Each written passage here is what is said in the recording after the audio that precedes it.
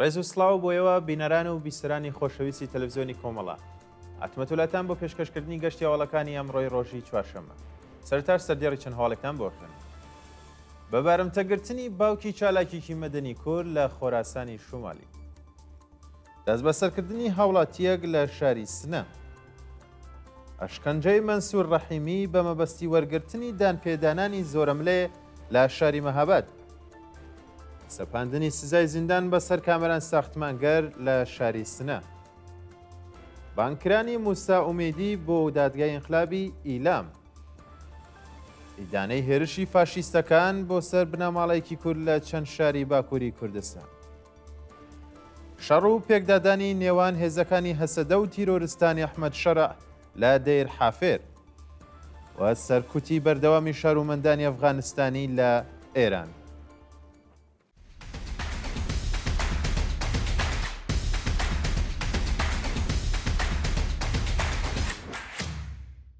بە بارمتەگرتنی باوکی چالاکێکی مەدەنی کورد لە خۆراسانی شومالی بە دوای خوێندنەوەی شاری کوردی لەلایەن کەژاڵ ساڵحی قوتابی تەمەەن 14 ساڵ و خەڵکی شاری بۆجنۆر لە پارێزگای خۆراسانی شومالی ئیدارەی ئیسلاحات هێرشی کرد سەر ماڵەکان و دوای ئەوەی نەیانتوانیوە کەژاڵ دەست بەسەر بکەن. ئاراز ساڵحی باوکیە و کچیان دەست بەسەر کردووە. ڕۆژی سێشەمە 24 پوشپەڕ ئاراز ساڵحی باوکی کەژاڵ ساڵحی خەڵکی گوندی ناوەی سەر بە شاری بوجنور لە ئەنجامی هێرشی ئیدارەی ئیسلاحات بۆ سەرماڵەکەیان دەست بەسەر و بۆ شوێنێکی نادیار گواستراوەتەوە. بە وتەی سەرچاوەکانی هەواڵیش هێزە ئەمنیەکانی ڕژیم وێڕای پشکنینی ماڵی و بنەماڵەیە دەستیان بەسەر سەرجەم مۆبایل و کەرەسە ئەلکترۆنیەکانیان داگرتووە و پێیان ڕاگەیاندون کە هەموو ئەندامانی بنەماڵەکەیان لە ڕۆژانی داهاتوودا بە مەبەستی ئەنجامی پرۆسەی لێپرسینەوە سەردانی ئیدارەی ئیسلاحات بکەن. جێگای ئاماژەشەکە کەژاڵ ساڵحی لە چەندین ڕێوڕەسمی کللتوریدا دیکلەمەی شۆڕژگێڕانەی لە وەسفی کوردستاندا خوێندووەتەوە و دەنگدانەوەی فراوانی هەبووە و لە نێو تۆڕە کۆمەڵایەتیەکانیشدا بڵاو بۆتەوە. دەستبەسەرکردنی هاوڵاتیەک لە شاری سنە. ڕۆژی دووشەمە 23 پوشپەڕ هاوڵاتیەکی خەڵکی سنە بە ناوی فواد مەحموودی لەلایەن هێزە ئەمنیەتیەکانەوە دەست بەسەر کرا. فواد مەحموودی تەمەن 28 ساڵ خەڵکی ئاوایی تەوریوەری سەر بە شاری سنێ و بە بێ بەڵگەی قەزایی لەلایەن هێزە ئەمنیەکانەوە ڕفێنراوە. تا کاتی داڕشتنی ئەم هەواڵە هیچ زانیاریەک لەسەر هۆکاری بەندکران و شوێنی ڕاگیرانی و شارومەندەش لەبەردەستدا نییە. ئەشکەنجەی مەنسوور ڕەحیمی بە مەبەستی وەرگرتنی دانپێدانانی زۆرەملێ لە شاری مەهاباد. مەنسوور ڕەحیمی چالاکی مەدەنی و وێنەگری تەمەن 34 ساڵی خەڵکی شاری مەهاباد ڕۆژی هەینی 20 پوشپەڕ لە هێرشی ئیتلاعاتی سوپا بۆ سەرماڵەکەی دەست بەسەر و بە مەبەستی دانپێدانانی زۆرەملێش بە سەختی ئەشکەنجە و ئازاردراوە. بە وتەی سەرچاوەکانی هەواڵ هێزە سەرکوتگەرەکانی کۆماری ئیسلامی لە کاتی دەستبەسەرکردنی و چالاکە مەدەنیا تونند و تیژی بێوێنەیان نواندووە و بە جۆرێک کە چەندین ئێسقانی شکاوە. هەروەهاش هێزە ئەمنیەکانی مەهاباد دەستیان بەسەر مۆبایل و کەرەسە ئەلکترۆنی مەنسوور و بنەماڵەکەی داگرتووە. ڕۆژی 24 پوشپەڕ مەنسوور ڕەحیمی پەیوەندیەکی کورتی تەلەفۆنی لەگەڵ بنەماڵەکەی داگرتووە و ڕاگەیاندووە کە زیندووە بەڵام دۆخی تەندروستی ناجێگیرە. سەپاندنی سزای زیندان بەسەر کامەران ساختمانگەر لە شاری سنە. کامەران ساختمانگەر چالاکی کرێکاری خەڵکی شاری سنە لەلایەن لقی دوی دادگای ئینقلابی ئەو شارە بە تۆمەتی تەبلیغ دژی نزام بە 3 مانگ زیندانی تازیری و پەرداختی 3 ملیۆن تمەن جەریمەی ماڵی محکوم کرا. ڕۆژی چوارشەمە واتە هەفتەی ڕێبەندانی 1403 هەتاوی کامەران ساختمانگەر لەلایەن هێزە ئەمنیەکانی سنە لە شەقامی جامی دەست بەسەر و پاش لێپرسینەوەش بۆ زیندانی ئەو شارە ڕاگوێزرا. ڕۆژی سێشەمە 21 ڕەشەمەی 1403 ئەو چالەکە کرێکاریە بە دانانی وەسیقە لە زیندان ئازاد کرا. ڕۆژی 28 گوڵانی 1404 هەتاویش جەلسەی دادگایکردنی کامەران ساختمانگەر لە لقی دوی دادسەرای گشتی و ئینقلابی سنە بەڕێوەچوو. ناوبراو بە ئەندامەتی لە کۆمەڵەوە ئیجماع و تەبانی دژ بە ئەمنیەتی وڵات محکوم کرا بەڵام پاشبەرگری لە خۆی بێتاوان ناسێنرا.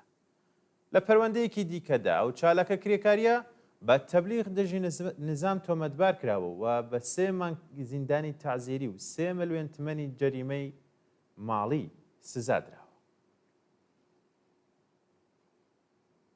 بانکردنی موسا ئومیدی بۆ دادگای ئینقلابی ئیلام. موسا ئومیدی چالاکی سیاسی خەڵکی ئیلام بە مەبەستی بەرگری لە بەرامبەر ئەو تۆمەتانەی بەسەریدا سەپێنراوە بۆ لقی حوتی دادسەرای گشتی و ئینقلابی و شارە بانگێش کرا. موسا ئومیدی لە ڕێکەوتی 11 پوشپەڕی 1404 هەتاوی لەلایەن هێزە ئەمنیەتیەکانەوە دەست بەسەر و پاش لێپرسینەوە بە دانانی بارمتە ئازاد کرا. ناوبراو لەلایەن لقی حوتی دادسەرای گشتی و ئینقلابی ئیلامەوە بە بڵاوکردنەوەی پڕوپاکەندە دژ بە نظام یان دژ بە حکومەت و تەبلیغ دژی نظام تۆمەتبار و ئەبێت لە 5 ڕۆژی داهاتوودا خۆی بەو ناوەندە قەزاییە بناسێنێت. ئیدانەی هێرشی فاشیستەکان بۆ سەر بنەماڵێکی کورد لە چەند شاری باکووری کوردستان. ڕۆژی سێشەمە 24 پوشپەڕ خەڵکی چەند شاری باکووری کوردستان دژ بە هێرشی پۆلیسی فاشیستی ئیستانبول بۆ سەر بنەماڵەیەکی کورد و ئەنشکەنجەکردنیان ڕژانە سەر شەقام و خۆ پیشاندانیان کرد. لە ڕۆژانی ڕابردوودا پۆلیسە فاشیستەکانی ئیستانبول هێرشیان کردوتە سەر بنەماڵەیەکی کورد کە مۆسیقای کوردیان بڵاو کردوێتەوە و هەموو ئەندامانی ئەو خێزانیان بە سەختی ئەشکەنجەداوە. بڵاوبوونەوەی ئەو هەواڵەش شەپۆلێک لە نەفرەت و تووڕەیی لە نێو کوردانی باکووری کوردستاندا بڵاو کردوێتەوە و چالاکانی سیاسی و مەدەنیش لە شارەکانی ئیستانبول، ئانکەرا، شەرناغ، ئێلح، سمور و ئامەد دژ بە ئەقڵیەتی پیاو سالار و ڕەگەزپەرستی فاشیستەکانی تورکیا خۆپیشاندانیان کردووە.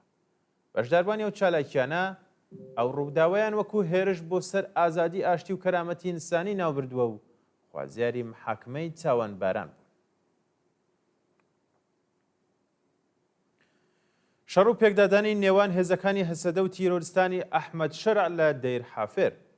ڕۆژی سێشەمە 24 پوشپەڕ تیرۆریستانی ئیسلامگەرای ئەحمەد شەرع لە دەیر حافر هێرشیان کردە سەر هێزەکانی سووریای دیموکراتیک و شەڕێکی قورس ڕوویدا. بەڵام گروپە تونداژووە مەزهەبیەکانی سەر بە دەوڵەتی سووریا پاشەکشەیان پێکرا. بە پەیوەدیمەنانی لە تۆڕە کۆمەڵایەتیەکانیشدا بڵاو کراونەتەوە هێزەکانی دژە تیرۆری ڕۆژاوای کوردستان لە دێرەزور و ڕەقا بەرەو سنوورەکانیان لەگەڵ حکوومەتی ئەحمەد شەرع ڕۆیشتون و لە ئامادەباشی تاودان بۆ پەرپەشدانەوەی هەر هێرشێک کە بکرێتە سەریان. هاوکات هەندێک لە سەرچاوەکانی هەواڵ باسییان لە گوشاری ئەمریکا بۆ سەر خۆبەڕێوەبەرایەتی ڕۆژاوای کوردستان بە مەبەستی تێکەڵکردنی هێزەکانی هەسەدە لەگەڵ ئەرتەشی نوێی سووریا کردووە. لە وەڵامی گوشارەکانی ئەمریکاش عەبدوڵڵا ئۆجەلان هۆشداری داوە و ڕایگەیاندووە کە هێزەکانی سووریای دیموکراتیک بە هیچ شێوەیەک نابێت چەکدا بنێن. دانانی چەک بە واتای کۆمەڵکوشکردنیان لەلایەن داعشیەکانی پێشووی بەرەی نووسرەیە. کۆبوونەوەی خەڵکی عەلەویجەی ئیسفەهان دژ بە لەناوبردنی ژینگە. ڕۆژی سێشەمە 24 پوشپەڕ خەڵکی عەلەویجەی ئیسفەهان دژ بە چالاکی معدەنەکانی سەر بە حکومەت لەو ناوچەیە خۆپیشاندانیان کرد. ناڕازیانی بەشدار لەو کۆبوونەوە ڕایانگەیان حکومەت لەلایەکەوە مۆڵەت بە شرکەتەکانی سەر بە دەوڵەت دەدات بۆ ئەوەی ژینگەی ئەو ناوچەیە لەناو ببەن و لەلایەکی دیکەشەوە ڕێگە بە دروستبوونی نەخۆشخانەیەک کە بودجەکەی لەلایەن خەڵکەوە دابین کراوە نادات. بێکارکردنی کارمەندانی باخی کتێب لە تاران. لە ڕۆژانی ڕابردوودا کۆمەڵێک لە کارمەندانی باخی کتێبی تاران لەلایەن عەلی ڕەمەزانی بەڕێوەبەری ئەو دامەزراوەیە لەسەر کار دەرکراوە. بە وتەی کرێکارانی بێکارکراو عەلی ڕەمەزانی بەڕێوەبەری ئەو دامەزراوەیە بەشێک لە پێرسۆنەلی باخی کتێبی بە بیان و دامەزراندنی هێزی کاری نوێ لەسەر کار بێکار کردووە بەبێ ئەوەی بیمەی بێکاریشیان بۆ دابین بکات. ناڕازیان هەروەها وتیان بەشێک لە بێکارکراوان نەخۆشی تایبەتیان هەیە و بەهۆی نەبوونی بیمەی بێکاریش تووشی کێشە بوو. هەڕەشەی تند لە کارمەندانی زانکۆی زانیاری پزیشکی ئێرانشار. بە پێڕاپۆرتی حاڵوەش کارمەندانی ناڕازی زانکۆی زانیاری پزیشکی ئێرانشار لەلایەن ئیتلاعاتی سپا و حرەساتی زانکۆ هەڕەشەی توندیان لێکراوە. ڕۆژی یەکشەمە کارمەندان و کادری دەرمانی زانکۆی زانیاری پزیشکی ئێرانشار لە ئازنەدانی چەند مانگ هەقدەست ناڕزایەتیان دەربڕی، بەڵام لەلایەن ئیتلاعاتی سپای پاسداران و حراسەتی زانکۆوە هەڕەشەی توندیان لێکراوە. کارمەندانی ناڕازی لە کۆبوونەوەکانیاندا خوازیاری پەرداختی 3 مانگ حەقدەست، گۆڕانی دۆخی پیشەیی، نوێکردنەوەی گرێبەست و پێدانی مەزایی پیشەیی بوو. سەپاندنی تۆمەتی بەغی بەسەر کەریم خۆجەستە و یاعقوب درەخشان لە زیندانی ڕەشت. کەریم خۆجەستە و یاعقوب درەخشان کە پێشتر بە تەبلیغ دژی نظام تۆمەتبار کرابوون، دەستگای گەندەڵی قەزای کۆماری ئیسلامی لە پەروەندەیەکی تازەدا ئەو دوو بەندکراوە سیاسیەی بە بەغی تۆمەتبار کردووە. سەرەتاکانی مانگی خاکەلەوەی 1404 هەتاوی کەریم خۆجەستە و یاعقوب درەخشان لەلایەن هێزە ئەمنیەکانی ڕەش دەست بەسەر و بۆ زیندانی لاکان گوازراونەتەوە. دواتر ئەو دوو بەندکراوە سیاسیە بە تەبلیغ دژی نظام تۆمەتبار و دادگایی کران. بەڵام لە ڕۆژانی ڕابردوودا پەروەندەی تازەیان بۆ سازکراوە و هەردووکیان بە بەغی تۆمەتبار کراون و ئەگەریشی هەیە ڕوبەرووی سزای تونتر ببنەوە. سەرکوتی بەردەوامی شارومەندانی ئەفغانستانی لە ئێران لە ڕۆژانی ڕابردوودا دوو خوێندکار و قوتابی کچی خەڵکی ئەفغانستان لەلایەن حکوومەتەوە ڕەفێنراون و تەرمی کرێکارێکی گەنجێکی ئەفغانستانی لە ناوچەی ئابسەردی دەماوەند دۆزراوەتەوە. بە پێزانیارەکان ڕۆژی چوارشەمە 11 پوشپاڵ کرێکارێکی ئەفغانستانی بە ناوی تەها ڕەزایی بە مەبەستی کارکردن لە ماڵ چۆتە دەرەوە، بەڵام ڕۆژی پێنجشەمە تەرمەکەی لە باخێک لەو ناوچەیە یان لە ناوچەی ئابسەردی دەماوەند دۆزراوەتەوە. بە وتەی سەرچاوەکانی هەواڵیش بکوژان هەردوو دەستێ و گەنجە تەمەن 18 ساڵیان بەستووە و پاشان سەریان بڕێوە. لەلایەکی دیکەوە سارا گەوهەری خوێندکاری بواری کۆمەڵناسی لە زانکۆی تاران لەلایەن هێزە ئەمنیەتیەکانەوە لە سنووری تایبەت دەست بەسەر و بێسەر و شوێن کراوە. هاوکات قوتابێکی تەمەن 15 ساڵی ئەفغانستانی بە ناوی فەریدە محەممەدی لەلایەن کەسانی نەناسراوە لە ئیسلام شار ڕەفێنراوە و هیچ زانیارێک لەسەر چارەنووسی لەبەردەستدانێ. شانی باسیشەکە ناوبرا و کرێکاری کارگەیەکی بەرگدوری بووە. سەپاندنی تەحریمی یەکێتی ئەوروپا بەسەر کۆماری ئیسلامی. ڕۆژی سێشەممە 24 پوشپەڕ یەکێتی ئەوروپا نۆ کەسایەتی و دامەزراوەیەکی کۆماری ئیسلامی بە بۆنەی دەور و نەخشیان لە تیرۆری نارانی ڕژێم تەحریم کرد. وەزیری دەرەوەی فەڕەنسا لە لێدوانێکدا ڕایگەاندووە ئەو تەحریمانە بەشێک لە هەوڵی هەماهەنگی ئەوروپا بۆ بەرەنگاربوونەوەی هەڕەشە ئەمنیەتیەکانی کۆماری ئیسلامی لەسەر ئەو یەکێتیەیە. تەحریمەکان هەموو دارایەکانی ئەو دامەزراوەیە و نۆ کەسایەتی ئەگرێتەوە و چیتر ناتوانن بۆ هیچ یەک لە وڵاتانی ئیتحادیە ئەوروپا سەفەر بکەن. هاوکات بەرپرسانی دەوڵەتی لە بەریتانیا و ئەڵمان ڕایانگەیاندووە کە تەحریمە تازەکانی ئەو یەکێتیە وەڵامێکە بۆ هەڕەشەکانی کۆماری ئیسلامی بۆ سەر ئەمنیەتی شارومەندانی ئیتحادیە ئەوروپا و هۆشداریان داوە کە ئەگەر بەرپرسانی ئەو ڕژێمە سەرکوتگەرە کۆتایی بە سیاسەتەکانیان نەهێنن بە زووی میکانیزمی ماشایان بۆ کارا دەکەنەوە. درێژەی شەڕ و پێکدادانی درۆزەکان و چەکدارانی ئەحمەدشەرە لە سۆویدا. ڕۆژی سێشەمە 24 پوشپەڕ فرۆکەکانی ئیسرائیل هێرشیان کردە سەر چەکدارانی ئەحمەدشەرە لە سۆویدا و هێزەکانی حکوومەتی سووریان ناچار بە پاشەکشە بوون. شەوی سێشەمە هێزەکانی ئەحمەدشەرە شاری سۆویدایان گەمارۆدا و بە موشک هێرشیان کردە سەر دانیشتوانی شارەکە، بەڵام فڕۆکەکانی ئیسرائیل شوێنی کۆبوونەوەی هێزەکانی ئەحمەدشەریان با چڕی بۆردومان کرد و نەتەنیاهۆش ڕایگەیان کە ڕێگە نادەن حکوومەتی نوێی سووریا دەرەوزەکان کۆمەڵکوژی بکات.